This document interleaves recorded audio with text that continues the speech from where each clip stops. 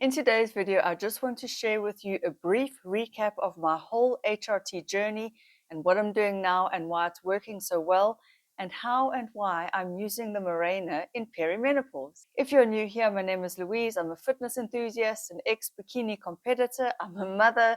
I'm an artist. I'm an all-rounder. My passion is health and wellness. Weight loss is something I really know a lot about. And I've been on an HRT journey since I'm in perimenopause. I'll be turning 46 in October. That is like 2 months away. So I am in the throes of it, but I have found nirvana. And I want to share that with you in a brief story. I will link to all my perimenopausal journey videos in the description box below.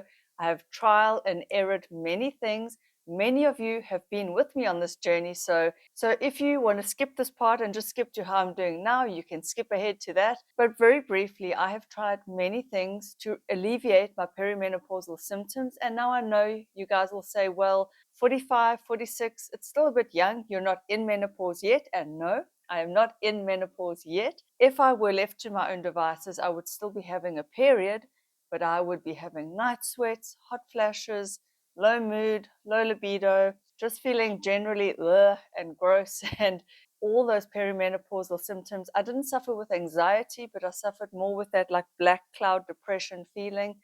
I had no lust for life, no wanting to go to the gym. My recovery was not there. I just wasn't feeling myself. And all I wanted to do was eat sugar and carbs. And so I've gained weight over the last couple of years. It is what it is. But I have now settled into what I consider my optimal for now hormonal HRT replacement thing, my regime. How do you say it? Regime. I don't know. And what I'm currently on is Femigel. Let me just get that for you. Okay, so this is my Nirvana right here. It's Femigel. It is estradiol gel. You can see that. It is a clear, it is a gel. It's got I think it's alcohol based, obviously, so that it dries into your skin. I use 2 pumps every single day. I use it in the morning. So I do a quick shower every morning to make sure that my skin is clean and dry. And then I rub it in on any patch of skin. I have learned that it actually doesn't matter where you rub it in as long as your skin is clean and dry. It could be my arms, it could be my butt, my thighs, my stomach, my back. I do alternate.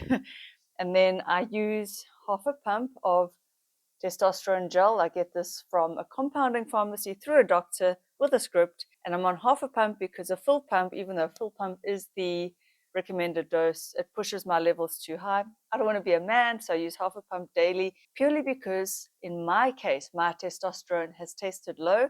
This is something you would need to test. Now, ladies, if you are in perimenopause, you will either know by your symptoms, you will be symptomatic and showing all the signs and symptoms of perimenopause, in which case you can go into HRT. You don't have to wait for menopause. And for testosterone, you do need to get a blood test and just check your levels. Your levels don't fluctuate like your estrogen. Your estrogen rises and then falls throughout your cycle. Your testosterone is pretty much quite stable throughout your cycle. So you could test that. You could do a blood test for perimenopause in your luteal phase and see if your progesterone is not rising when it should in your cycle, then you probably are in perimenopause. You could use progesterone cream or tablet. I was on a cream. They do say that the cream does not get absorbed as well, although when I tested my levels on the cream, my levels had risen, so I don't know what to make of that. I then went on to compounded tablets. I then went on to Estrogen. I don't have any here. And now I've got the Mirena inserted, which is an IUD, and all it does is delivers local progestin, which means it's synthetic. And the local progestin, it just stays in your uterus. So this little IUD, this little device in your uterus, it just delivers that progestin. And the reason is it keeps your uterine lining thin. That is the reason you use it. That is how you use it for birth control too, because if you keep your lining thin, the egg can't attach, I think, or whatever it is. And so it prevents you from having that lining growth, the thickening and the thinning and the shedding. And in my case now, I'm so thrilled to report that so far I don't have a period. When I first put the Mirena in, and I will link to that video as well, I first put it in, I think it was 2 going on 3 months ago now. I can't quite remember. At first, number one, the process itself is You know, it's horrid. If you've ever had an IUD fitted, I cramped, I bloated, I was sore, I was like man down for that whole afternoon, the next day as well. I was then bloated for about a good 3 weeks, so much so that I actually phoned the gynecologist office just to check if this is normal. I had like pains. It felt like my one ovary was cramping, and I actually thought maybe they'd punctured something. I was so worried.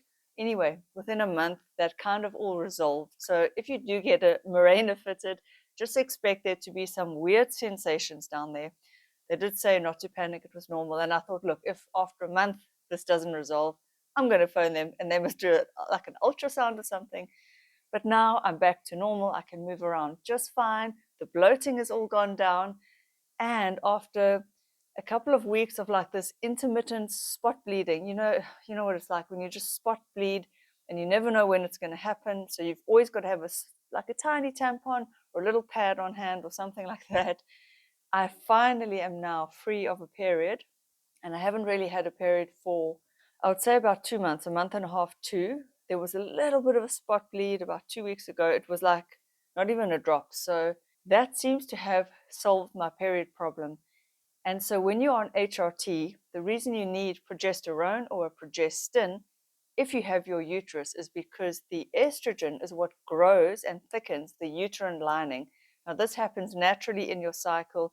Obviously, at the start of your period, your hormones are low, and then slowly, as your estrogen rises, your uterine lining starts to then grow and thicken. And then the progesterone, comes along and halts that growth of the lining. And then it keeps it stable. And then as both hormones drop down, you shed, and then you shed your lining, and then you've got no more lining, and then it starts again. And so when you are now replacing your lost or dropping estrogen in perimenopause and menopause, so whichever form of estrogen you're taking, if you are on HRT, it could be in the birth control pill, but then that's already got the progestin packaged with it. It could be an estrogen tablet, it could be a patch, it could be a gel cream, it could be through a vaginal ring. There are many forms of delivery of estrogen. You do need some form of progesterone or progestin if you've got your uterus. If you don't have your uterus, the theory is that you don't need progesterone or progestin. And I have found that going off the progesterone and just having the Mirena, which means I'm not on systemic progesterone anymore, I feel the same. I don't sleep any worse, although the progesterone, you get that sort of sleepy feeling, but it doesn't last that long. So your onset of sleep may be a little bit quicker, but it's not that big of a difference. If you're tired at the end of the day, you fall asleep. And what I found has resolved with the Mirena is that I no longer have, and I know this is TMI, but butt acne. I was getting butt acne, and I think it was from the progesterone, the Utrogestin tablets that I was taking. Now, I felt fine on the Utrogestin. I had no issues, no worries, no complications. I just didn't want a period.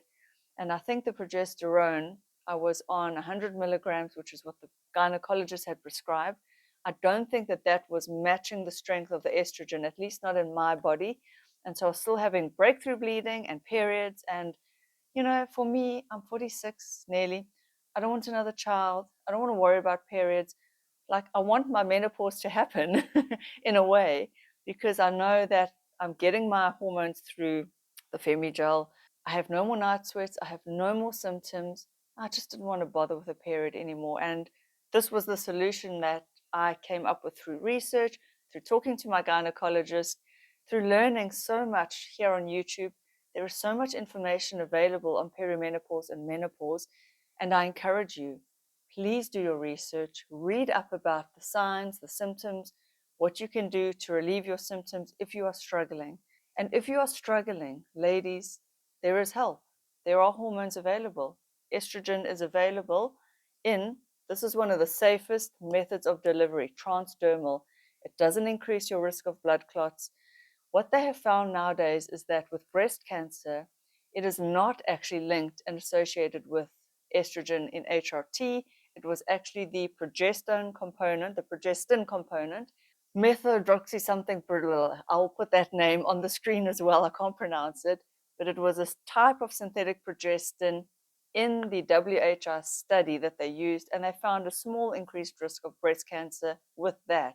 It's not the transdermal estrogen, But if you are worried, please talk to your doctor. Make sure that you are comfortable with the risk. If you feel that there is a risk, I personally feel that it is very safe. I personally feel, for me, that the benefits of being on hormone replacement therapy outweigh any potential risks. I feel that I would rather prevent osteoporosis by being on estrogen, which they say that estrogen prevents the breakdown or the loss of your bone, which is what happens in menopause. The minute you hit menopause, ladies, you start to lose your bone. And it's not in every single bone in your body. It's in the big bones. There's a certain name. I think it's the tibular. There's a name for those type of bones that do lose bone mass. But estrogen prevents that, obviously, along with a healthy diet, weight training, vitamin D3. Calcium is not really what you need as much. Obviously, you need enough, but that's not the main thing to prevent bone loss and osteoporosis. I would also encourage you to read up on all of that. There are such good books as well. One of the great ones that I read was Estrogen Matters. That is really good. I'll put an image on the screen here.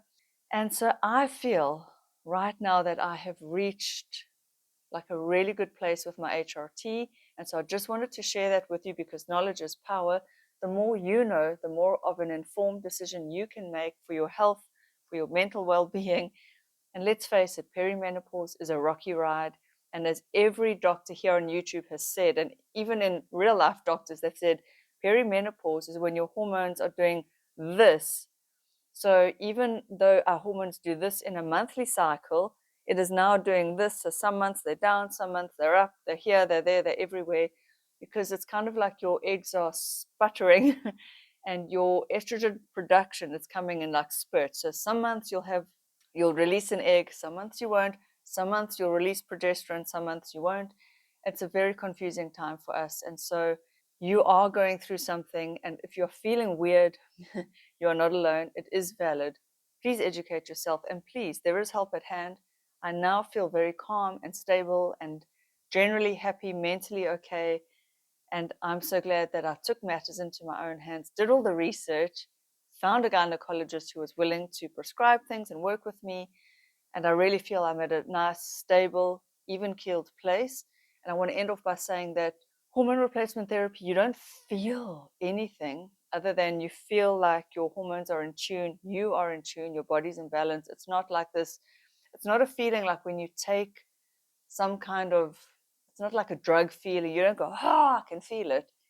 It's very, very subtle. So instead of just feeling crap, you feel normal. Instead of feeling low mood, depressed, anxious, you just feel normal. So it just returns you to where you should be. And that doesn't really feel like anything. But if you were to stop or go off, you would then sink back down and you may feel, okay, now I know that it is working. So it's very, very subtle. You almost don't realize it's working, but I know because I remember how bad it was. And I've made videos about how bad I felt. So I know I felt like shit in perimenopause. And so I just want to offer you the hope. There is help at hand. And if HRT is not for you, that's also fine. I'm not here to tell you what to do. I mean, that's the last thing I would do. But I would encourage you to research any alternatives that you can find because it doesn't feel nice to feel so shit. It really doesn't. So, but again, please do research HRT. I'm trying not to evangelize, but it has worked for me, is what I'm trying to say. And so I just want to make you consider it if you think you are a candidate.